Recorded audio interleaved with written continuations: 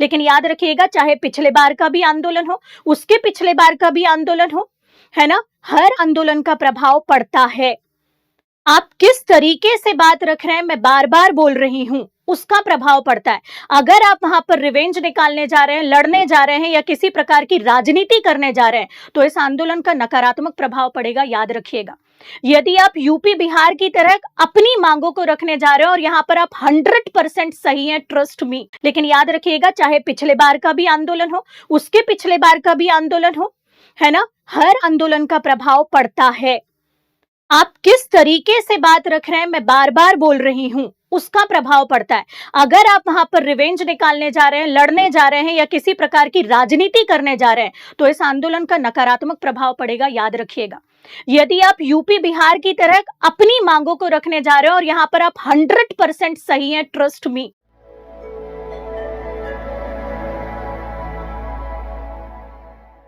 नमस्कार, स्वागत है आप सभी का आपके अपने रुचि धर्मन पाठशाला में। आप सभी जानते हैं कि एमपीपीएससी का विद्यार्थी जो है अपनी मांगों को लेकर कल जो है मध्य प्रदेश लोक सेवा आयोग के सामने जा रहा है और शांतिपूर्ण तरीके से अपनी मांगों को आयोग के सामने प्रस्तुत करने जा रहा है। उसके पहले एक बार और मैं आपको बता दूं, अगर आप ये सोच रहे हैं कि कद्दू कटेगा और सब में बटेगा, यार ये जा तो रहे हैं या निठल्ले बैठे हैं हम अभी ऐसे ही कि यार ठीक है, हमारे बदले इन लोग जा रहे हैं, सब हो जाएगा और इन लोग आंदोलन करेंगे तो हमको भी उसका फायदा मिलेगा, तो मैं आपको एक चीज बता दूं कि अकेला चना भार नहीं फोड़ सकता है। हम पेपर 5 में पढ़ते हैं भैया अपने हिंदी में, है ना। मैं उसी वे में आपको समझाऊंगी, क्योंकि पेपर 5 6 में जो जिस तरीके से मैं आपको मोटिवेट करती हूँ, मैं वही मोटिवेशन के साथ आ जाई हूँ, क्योंकि विद्यार्थियों को आज आपकी जरूरत है ना। कल को जब आप प्रशासनिक अधिकारी बनेंगे तो शायद आपके साथ में भी ये सिचुएशन आए, आपके साथ में चाहे वो ऑफिस से लेकर आपकी सैलरी से रिलेटेड, आपकी पदोन्नति से रिलेटेड, या आपके सामने व्यक्ति धरना प्रदर्शन करेगा,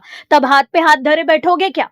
तो ये अंतिम गुहार मैं आपसे लगा रही हूं, क्योंकि मैं आपको 18 दिसंबर को मिलने वाली हूं, मैं आपके साथ में आ रही हूं।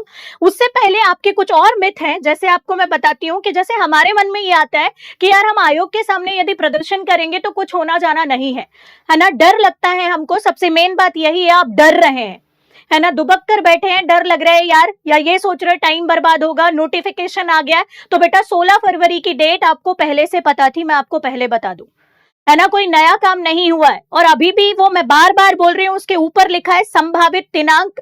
आप अब देखिए अपने जो कैलेंडर आया है उसको, है ना, आप अभी भी बहुत कुछ कर सकते हैं।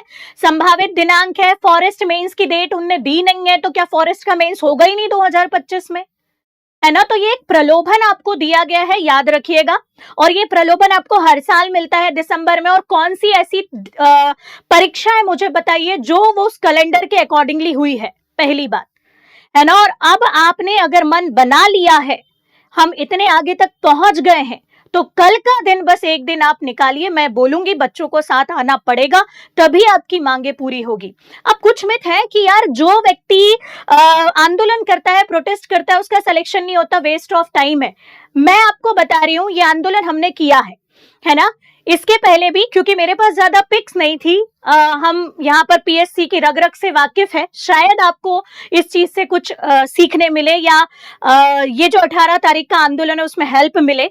ये पिक आप देखिए, ये थोड़ा बचपने की पिक है, थोड़ा चला लेना भैया, थोड़ा शकल ठीक नहीं दिख रही है, आयोग संबंधी। और हमारे पास में तब कोई डिजिटल इतना ज्यादा माध्यम नहीं था, हमारे पास में यूट्यूब नहीं था उस टाइम, हमने हाथ से लिखकर पोस्टर बनाए थे, सारे पोस्टर हमारे हाथ से लिख के बने, ये इतने बड़े बड़े पोस्टर, रात भर बैठ के, है ना। और उसके बाद हमने यहाँ पर आंदोलन किया था। इस तस्वीर में आप जितने लोग देख रहे हैं, एक सिंगल व्यक्ति भी ऐसा नहीं है जो यहाँ पर अपने लाइफ में या करियर में सक्सेस ना हो, मैं बोलूंगी, है ना। आप चाहे किसी भी व्यक्ति को ले लीजिए, हर व्यक्ति, है ना, यहाँ पर लाइफ में सक्सेस है। और ये सब पढ़ने वाले ही बच्चे थे जितने खड़े हैं, ये मैडम भी पीछे जो खड़ी हुई है, ये मैडम पीछे खड़ी हुई है ना, ये मैडम का तो प्रमोशन हो गया अभी रिसेंटली। तो सारे लोग जो है खुद एमपीपीएससी की पोस्ट में सेलेक्टेड है। अब आपका तरीका क्या है अपनी मांगों को रखने का, ये डिपेंड करता है बेटा।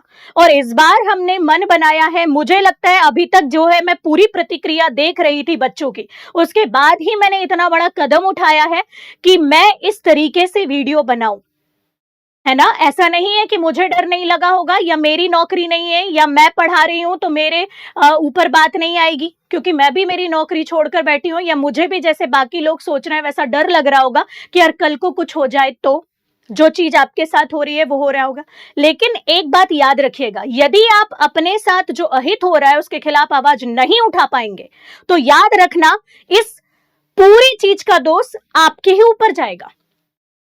आपको सही से भी ये नहीं लगेगा यार एटलीस्ट मैंने मेरा 100% तो दिया, मैंने बोला तो, सिलेक्शन होना ना होना अपनी जगह है ना, और सिलेक्शन होगा ऑब्वियस सी बात है, प्री मेंस दिए हुए हो आप, सबसे उच्च पदों की तैयारी कर रहे हो आप, है ना। और इसके अलावा अगर आप देखें तो ये भ्रम अगर है कि टाइम बर्बाद होता है, वेस्ट ऑफ टाइम है, 2-3 दिन बैठे हुए थे, मुंह देखो, है ना, बिल्कुल वो हो गया था, हाथ में काला पट्टा बांधा हुआ था हमने और हम आंदोलन करने गए थे सब, और उसका प्रभाव पता है क्या पड़ा था अगले दिन, तब न्यूज़पेपर ही जो था, मतलब जो भी हुआ था आयोग का, देखो आज का नहीं है, हर साल आयोग यही चीज कर रहा है और आयोग इस चीज से बाज नहीं आता। लेकिन याद रखिएगा चाहे पिछले बार का भी आंदोलन हो, उसके पिछले बार का भी आंदोलन हो, है ना, हर आंदोलन का प्रभाव पड़ता है।